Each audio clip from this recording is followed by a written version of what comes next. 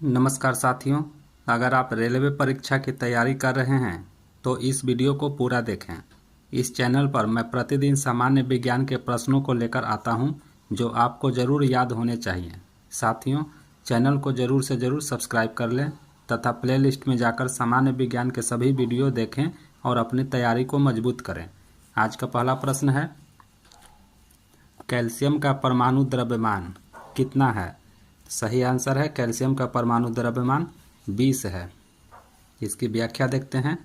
Calcium का परमाणु क्रमांक 20 एवं परमाणु भार या द्रव्यमान 40.078 AMU होता है। अगला प्रश्न है, विखंडन के कितने प्रकार होते हैं? सही आंसर है 2 प्रकार होते हैं। इसकी व्याख्या देखते हैं। विखंडन अर्थात नाभिकीय विखंडन के 2 प्रकार होते हैं, नियंत्रित नाभिकीय विखंडन और अनियंत्रित नाभिकीय विखंडन। अगला प्रश्न है, बाह्यतम कोश में उपस्थित इलेक्ट्रॉन की संख्या को क्या कहा जाता है? सही आंसर है संयोजक इलेक्ट्रॉन कहा जाता है। इसकी व्याख्या देखते हैं।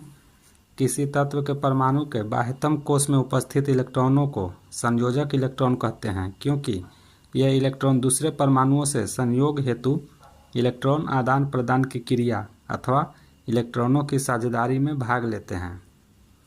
अगला प्रश्न है, ऑक्सीजन के संबंध में हैलोजन समूह की अधिकतम संयोजकता कितनी है? सही आंसर है 7। इसकी व्याख्या देखते हैं। ऑक्सीजन के संबंध में हैलोजन समूह की अधिकतम संयोजकता 7 है, जैसे Cl2O7, Br2O5, I2O। अतः हैलोजन समूह के तत्व क्लोरीन की ऑक्सीजन के संबंध में अधिकतम संयोजकता 7 होती है। अगला प्रश्न है, वह बल जो परमाणु के भीतर न्यूट्रॉन द्वारा प्रोटॉन पर आरोपित होता है कहलाता है? सही आंसर है नाभिकीय बल। इसे नाभिकीय बल कहते हैं। इसकी व्याख्या देखते हैं। न्यूट्रॉन जो कि एक उदासीन कण है, धन आवेशित कण प्रोटॉन के साथ परमाणु नाभिक में उपस्थित होते हैं। ये कण एक दूसरे से नाभिकीय बल द्वारा बंधे रहते हैं। नाभिकीय बल नाभिक में उपस्थित कणों के बीच सदैव कार्यशील रहता है। अगला प्रश्न है, 25 ग्राम में सल्फ्यूरिक अम्ल के कितने मोल पाए जाते हैं? सही आंसर है 0.255। इसकी व्याख्या देखते हैं। सल्फ्यूरिक अम्ल के एक अणु के लिए रासायनिक सूत्र H2SO4 है।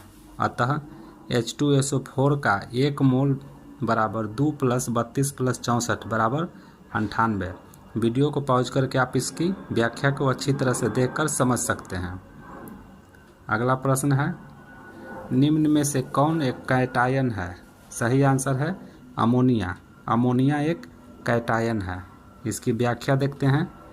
आयन 2 प्रकार के होते हैं, कैटायन जिसे धन आयन, एनायन जिसे ऋण आयन कहते हैं। कैटायन परमाणु द्वारा एक या अधिक इलेक्ट्रॉनों को त्यागने से बनते हैं। अमोनियम एक धन आयन है। सभी धातु तत्वों के आयन धन आयन होते हैं। केवल हाइड्रोजन आयन और अमोनियम आयन अधातु से बने धन आयन होते हैं। अगला प्रश्न है, वाशिंग सोडा के एक अणु में जल के कितने अणु उपस्थित होते हैं?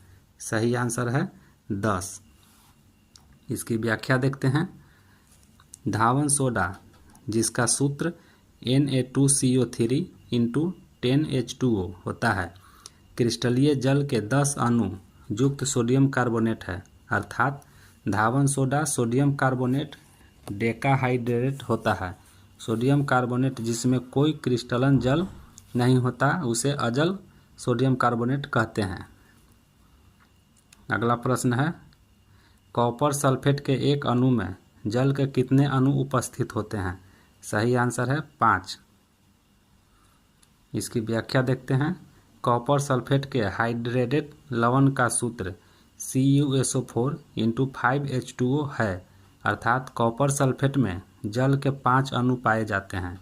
किसी लवण में संयुक्त जल को क्रिस्टलन जल कहते हैं।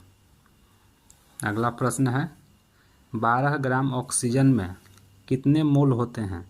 सही आंसर है 0.375। इसकी व्याख्या देखते हैं। ऑक्सीजन एक द्विपरमाणुविक गैस है, अतः 1 मोल ऑक्सीजन को O2 द्वारा व्यक्त किया जाता है। क्योंकि ऑक्सीजन के एक परमाणु का भार 16 ग्राम है, अतः 1 मोल ऑक्सीजन का भार 32 ग्राम होगा। इसलिए 32 ग्राम बराबर 1 मोल ऑक्सीजन, इसलिए 1 ग्राम बराबर 1/32, इसलिए 12 ग्राम बराबर 1/32 गुने 12। इस प्रकार हमारा सही आंसर 0.375 मोल ऑक्सीजन होगा। अगला प्रश्न है, परमाणु का कौन सा भाग विद्युत धारा का निर्माण करता है? सही आंसर है इलेक्ट्रॉन। इसकी व्याख्या देखते हैं। परमाणु सामान्य अवस्था में विद्युत उदासीन कण होता है, क्योंकि इसमें धन आवेशित कण प्रोटॉन तथा ऋण आवेशित कण इलेक्ट्रॉन बराबर संख्या में उपस्थित होते हैं। प्रोटॉन परमाणु नाभिक में स्थित होते हैं, जबकि इलेक्ट्रॉन नाभिक के बाहर परमाणु की विभिन्न कक्षाओं में चक्कर लगाते रहते हैं। धातुओं में बाह्य कक्षाओं के इलेक्ट्रॉन परमाणु के बाहर आकर स्वतंत्र रूप से धातु के सतह पर सदैव विद्यमान रहते हैं। यही इलेक्ट्रॉन विद्युत धारा का निर्माण करने में सक्षम होते हैं।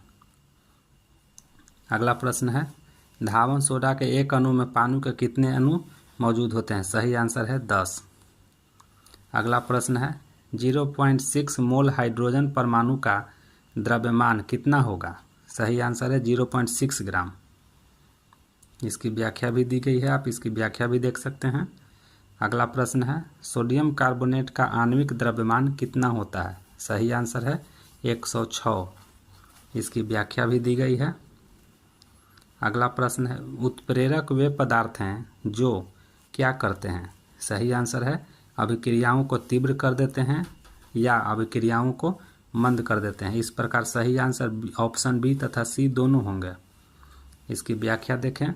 वे पदार्थ जो किसी रासायनिक अभिक्रिया के वेग को परिवर्तित कर देता है एवं स्वयं भार एवं रासायनिक संगठन की दृष्टि से अपरिवर्तित रहता है, उसे उत्प्रेरक कहते हैं। ये अभिक्रिया की गति को तीव्र एवं मंद दोनों करने का कार्य करते हैं। अतः इस प्रकार के दो उत्तर विकल्प बी एवं सी दोनों सही होंगे। अगला प्रश्न है, नाइट्रोजन के 0.6 अणु का द्रव्यमान कितना होगा? सही आंसर है 16.8 ग्राम। इसकी व्याख्या भी दी गई है दोस्तों। अगला प्रश्न है, कार्बन डाइऑक्साइड के सापेक्ष आणविक द्रव्यमान की गणना करें। सही आंसर है 44 U। इसकी व्याख्या देखें। कार्बन डाइऑक्साइड के एक कार्बन परमाणु के साथ 2 ऑक्सीजन परमाणु होते हैं, अतः कार्बन डाइऑक्साइड के सापेक्ष आणविक द्रव्यमान 12 + 32 = 44 U।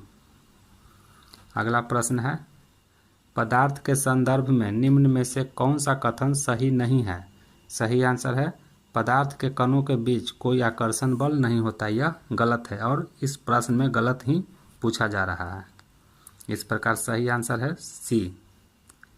अगला प्रश्न है, वनस्पति तेल के हाइड्रोजनीकरण में उत्प्रेरक के रूप में निम्नलिखित में से किसका उपयोग किया जाता है?